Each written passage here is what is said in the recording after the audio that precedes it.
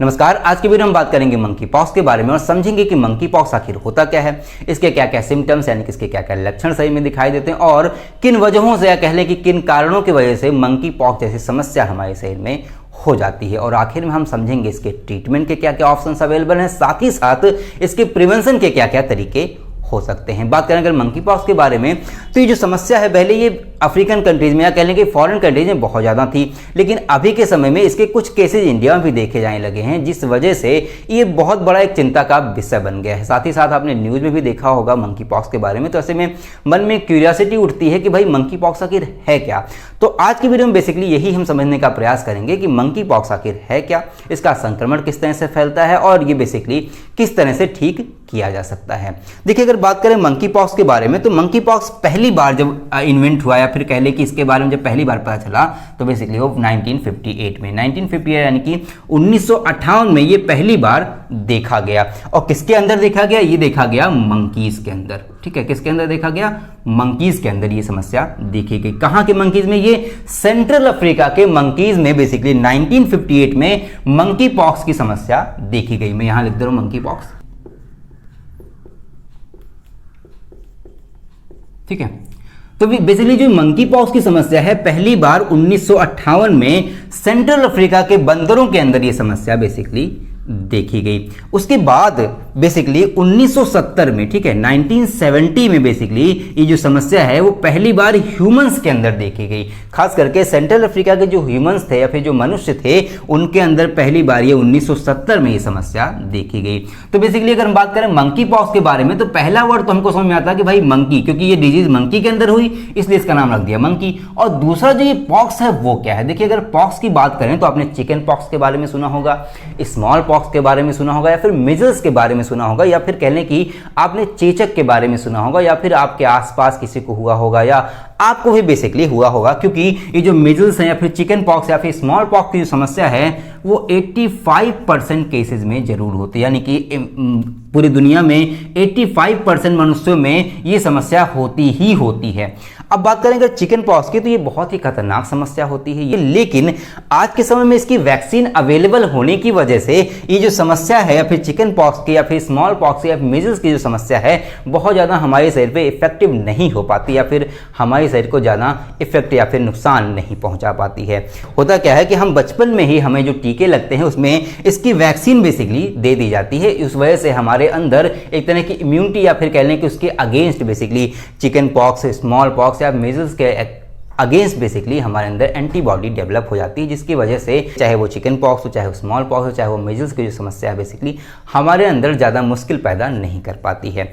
अब बात करें अगर मंकी पॉक्स के बारे में तो मंकी पॉक्स बेसिकली जो स्मॉल पॉक्स होता है, ठीक है ना, स्मॉल पॉक्स जो होता है बेसिकली इसी का बड़ा भाई है। कहने का मतलब ये है कि जो स्मॉल पॉक्स है आज के समय में पूरी तरह से हमारी दुनिया से एक्सटिंक्ट हो चुका है, यानी कि ये पूरी तरह से हमारी दुनिया से खत्म हो चुका है, लेकिन इसी का बड़ा भाई आता है मंकी पॉक्स। बड़ा भाई मैंने क्यों कहा? क्योंकि जो स्मॉल पॉक्स था इसके ठीक होने के चांसेस ज़्यादा थे, या फिर कह लें कि इसमें जो छोटे छोटे छाले पड़ते थे या फिर इसके जो सिम्टम आते थे उससे ज़्यादा सिम्टम बेसिकली मंकी पॉक्स की कंडीशन में आते हैं। इसलिए मैं इसको कह सकता हूं कि ये बेसिकली इसका स्मॉल पॉक्स का बड़ा भाई है, या फिर कह सकते हैं कि ये स्मॉल पॉक्स से थोड़ी ज़्यादा खतरनाक समस्या है। अगर बात करें इसके कॉजेस के बारे में तो बेसिकली एक वायरस से फैलता है, एक वायरस से फैलने वाली बीमारी है। वायरस कौन सा?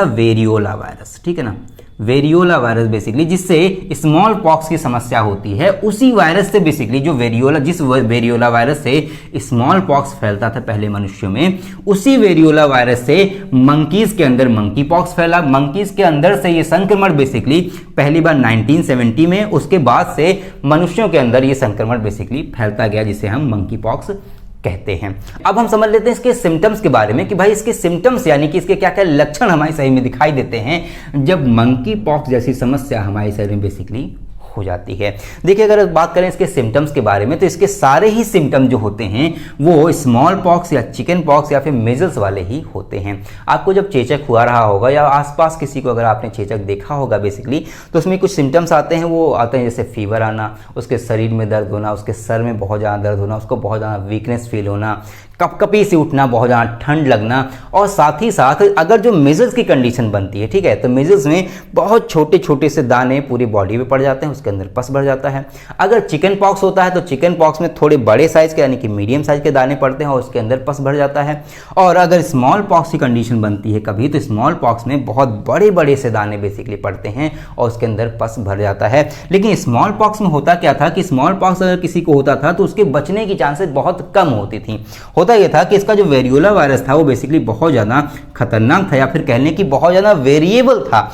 इस वजह से इसकी वैक्सीन बहुत आसानी से डेवलप नहीं हो पाई। लेकिन इत्तेफाक की बात यह है, या फिर हमारे लिए सौभाग्य की बात है कि स्मॉल पॉक्स हमारी दुनिया से बेसिकली इस वक्त में एक्सटिंक्ट हो गया, या फिर हो सकता है थोड़ा बहुत चांसेस कहीं हो, या फिर थोड़े बहुत केसेस कहीं हो, नहीं तो स्मॉल पॉक्स पूरी तरह से हमारी दुनिया से खत्म हो चुका है। इसमें होता क्या था कि बड़े बड़े दाने या फिर बड़े बड़े छाले पड़ते थे, ऐसे में व्यक्ति की डेथ भी हो जाती थी, वो बर्दाश्त ही नहीं कर पाता था, इतना पेन होता था। ऐसे ही कुछ सिम्टम्स बेसिकली मंकी पॉक्स के केसेस में भी देखे जाते हैं। तो मैंने जो आपको सिम्टम बताए वो सारे स्टेजेस में होते थे, ठीक है। पहले आपको बुखार हुआ, फिर आपको दर्द होना शुरू हो गया, आपको वीकनेस फील हुई, फिर उसके बाद में आपके दाने पड़े, फिर दाने थोड़े बड़े हुए, ऐसे करके कई सारे स्टेजेस में इसके सिम्टम आते हैं। तो बेसिकली इसको भी हम स्टेजेस में समझने का प्रयास करेंगे।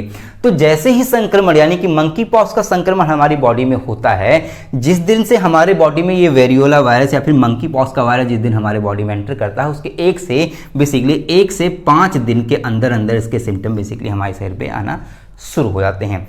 पहला जो सिम्टम आता है वो हमारे शरीर पे, हमारी बॉडी पे बेसिकली छोटे छोटे से स्पॉट यानी कि एक तरह का पैच लाइक स्ट्रक्चर, जैसे जब मच्छर काट लेते हैं, देखा होगा जब मच्छर काट लेते हैं तो एक छोटा सा उभाड़ जैसा हो जाता है कुछ दूर तक, या फिर कहने का थोड़ा रेडनेस या फिर पिंक कलर की वहाँ की स्किन हो जाती है।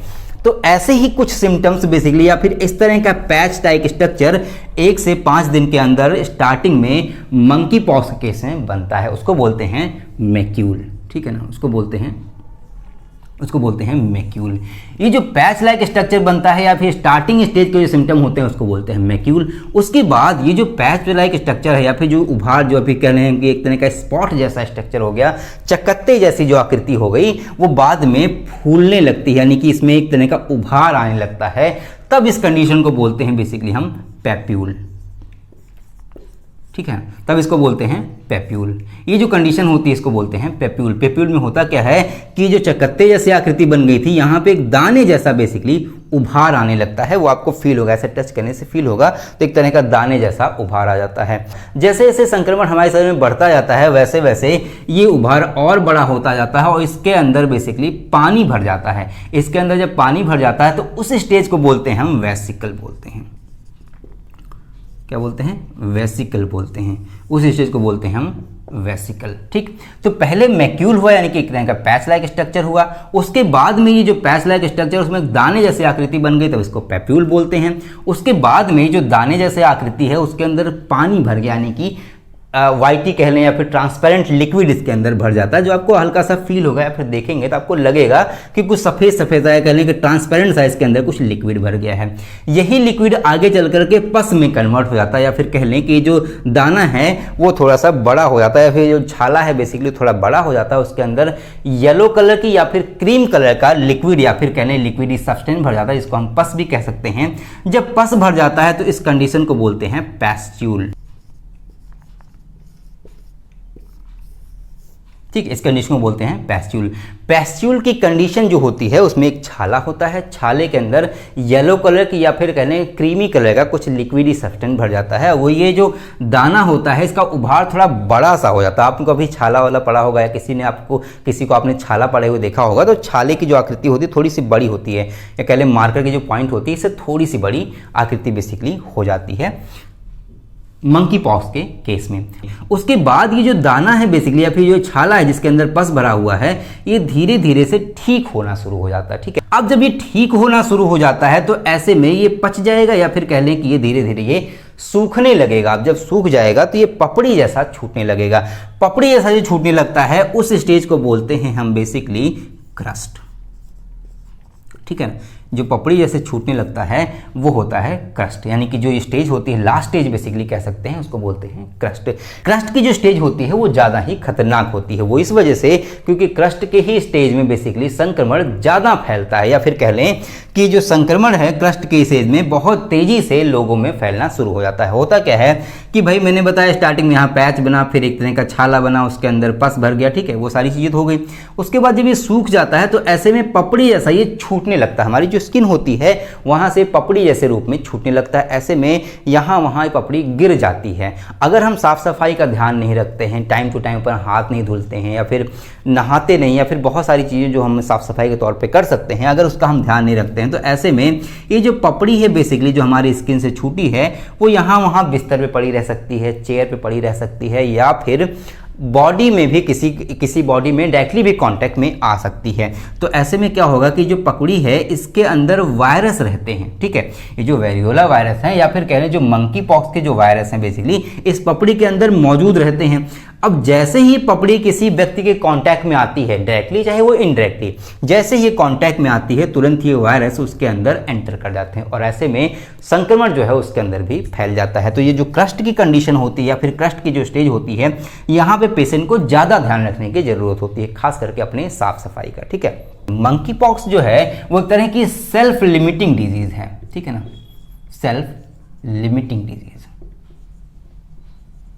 सेल्फ लिमिटिंग का क्या मतलब होता है? सेल्फ लिमिटिंग का मतलब होता है कि ये खुद ही ठीक होने वाली समस्या है। देखिए होता क्या है कि हम लोग बचपन में ही वैक्सीन ले लेते हैं, वैक्सीन लेने की वजह से हमारे अंदर एक तरह की स्मॉल पॉक्स या चिकन पॉक्स के अगेंस्ट में एक एंटीबॉडी डेवलप हो जाती है। अब चूंकि जो मंकी पॉक्स है वो भी इसी फैमिली से बिलोंग करता है। अगर इसकी फैमिली की बात करें तो बेसिकली वेरिडे फैमिली से बिलोंग करता है, ठीक है ना, वेरिडे फैमिली से ये बिलोंग करता है। जैसे हम लोग की फैमिलीज होती हैं वैसे ही बायोलॉजिकल लैंग्वेज में भी चीज़ों को फैमिली में डिवाइड किया जाता है। तो बेसिकली ये जो वायरस है वो वेरिडे फैमिली का वायरस है।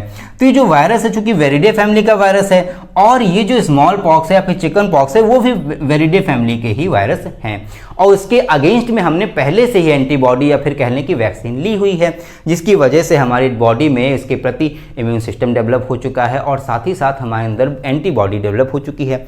तो ऐसे में जब ये मंकी पॉक्स के वायरस हमारे बॉडी में एंटर करते हैं तो ऐसे में वो सारे लक्षण हमारे अंदर आते तो हैं, लेकिन ये समस्या कहीं ना कहीं हमारे अंदर एंटीबॉडीज की वजह से या फिर हमारे इम्यून सिस्टम की वजह से अपने आप ही ठीक हो जाती है। अगर इसके वैक्सीन की बात करें तो वैक्सीन अभी तक पूरी तरह से अवेलेबल नहीं, या फिर कह लें कि अभी तक मंकी पॉक्स की कोई स्पेसिफिक वैक्सीन अवेलेबल नहीं है। जो हमारे पास वैक्सीन है वो स्मॉल पॉक्स के लिए हैं, चिकन पॉक्स के लिए और फिर मीजल्स के लिए हैं। वही वैक्सीन से हम बेसिकली अभी इस टाइम में मंकी पॉक्स के लिए भी इलाज कर रहे हैं, लेकिन इसके लिए कोई स्पेसिफिक वैक्सीन अभी तक डेवलप नहीं हो पाई है, ठीक है। अब बात आती है इसके प्रिवेंशन के बारे में कि भाई प्रिवेंशन किस तरह से इसका किया जा सकता है। देखिए प्रिवेंशन की अगर मैं बात करूं तो पहला तो जो सबसे बड़ा जो प्रिवेंशन है बेसिकली वो है कि आप अपनी साफ सफाई का ध्यान रखें, यानी कि टाइम टू टाइम अपना हाथ धुलते रहें, साबुन से धुलें चाहे पानी से धुलें, लेकिन आप अपनी साफ सफाई का ध्यान रखें।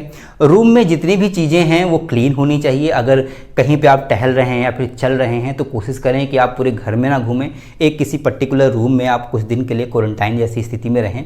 ऐसे में होगा क्या कि जो आपके वायरस हैं बेसिकली वो क्रस्ट की कंडीशन में अगर पहुंच गया है, आपका जो सिम्टम है या फिर मंकी पॉक्स का जो स्टेज है बेसिकली अगर वो क्रस्ट में पहुंच गया है तो ऐसे में उसके वायरस जैसा कि मैंने बताया पपड़ी के थ्रू फैल सकते हैं, तो वो नहीं फैलेंगे। साथ ही साथ अगर आप किसी व्यक्ति से पास में होकर के बात करते हैं तो ऐसे में आप थोड़ी दूरी बना कर रखें, क्योंकि देखिए जब हम बात करते हैं तो ऐसे में हमारे मुंह से अनचाहे ही बहुत सारे ड्रॉपलेट्स निकलते हैं, यानी कि जो थूक के जो ड्रॉपलेट्स होते हैं बहुत छोटे छोटे से होते हैं, वो हमें पता तो नहीं चलते लेकिन वो निकलते ही निकलते हैं और उसमें इसका वायरस या कह लें कि मंकी पॉक्स का वायरस बेसिकली मौजूद हो सकता है, जो दूसरे की बॉडी पर अगर पड़ गया तो उस वजह से उसके अंदर भी संक्रमण आ जाएगा। तो बेसिकली ये कुछ प्रिवेंशन के तरीके हैं जिसके माध्यम से हम मंकी पॉक्स जैसी कंडीशन से या फिर मंकी पॉक्स जैसी सिचुएशन से बच सकते हैं। आई होप आपको जानकारी अच्छी लगी होगी। अगर आपको अच्छी लगी हो तो प्लीज़ वीडियो को लाइक करें, लोगों को शेयर करें ताकि मंकी पॉक्स जैसी क्रिटिकल कंडीशन के बारे में या फिर इस बीमारी के बारे में लोगों को और ज़्यादा जानकारी मिल सके। साथ ही साथ अगर आप चैनल पर नए हैं तो प्लीज़ चैनल को सब्सक्राइब कर लें ताकि ऐसे इंटरेस्टिंग और नॉलेजफुल वीडियो आपको लगातार मिलती रहे। मिलते हैं अगले वीडियो में, तब तक के लिए जय हिंद।